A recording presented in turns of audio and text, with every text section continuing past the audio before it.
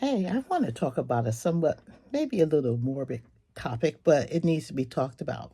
One of the things, and I don't know if you thought about it or you may have already done it, is actually it's getting your last word. It's basically writing your own obituary. I got this information when I really kind of looked into, I was reading the AARP magazine, and they really got some great stuff. So if you read it, you probably know about this. If you don't, you may want to just look into it, or you could just keep listening to me. Um, but it's writing your own obituary, and they gave you some basic guidelines, and they're pretty simple. It says start with your epitaph. Start. That's where you start with your epitaph. What are three things? Just keep it simple. What are three things that you want people to remember you by? Think about it. What do you want them to remember you by? That you were a good cook, you were a good family man. I mean, you took care of your kids, you worked hard. Just basically good stuff that you want people to remember you by. Because otherwise, you may say he was the town drunk, and you may not want to be known for that. So this just basic stuff that you want to remember by. You were kind, you were loving, you kept winning a prize for making those pies. Whatever it is, you want to make sure that you got that. The other one is it's self-compassion is the key.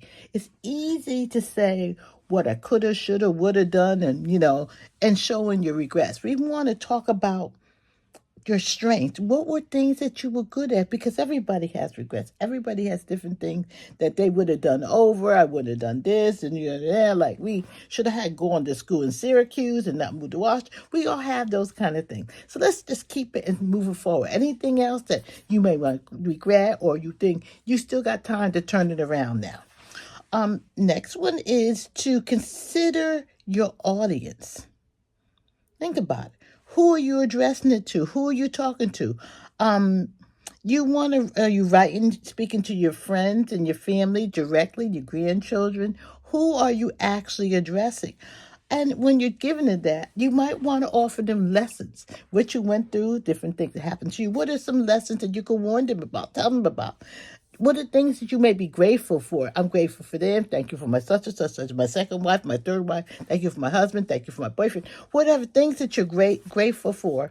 And also things you might want to include no nonsense, a little funny advice, love more, fight less. You spend all this time working on your body. Once you get to a certain age, everything starts sagging. Whatever it is, this nonsense advice, make people laugh, make people feel good, and put all of that in.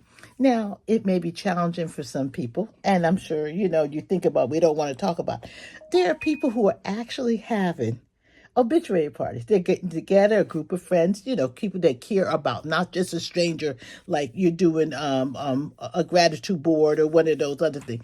You get together and you start writing it because people can tell you. Sometimes we don't know how people think about us, and we're all good because some people say I can't do nothing. You're good at something. You have something good about you. There's things you want people to remember you by.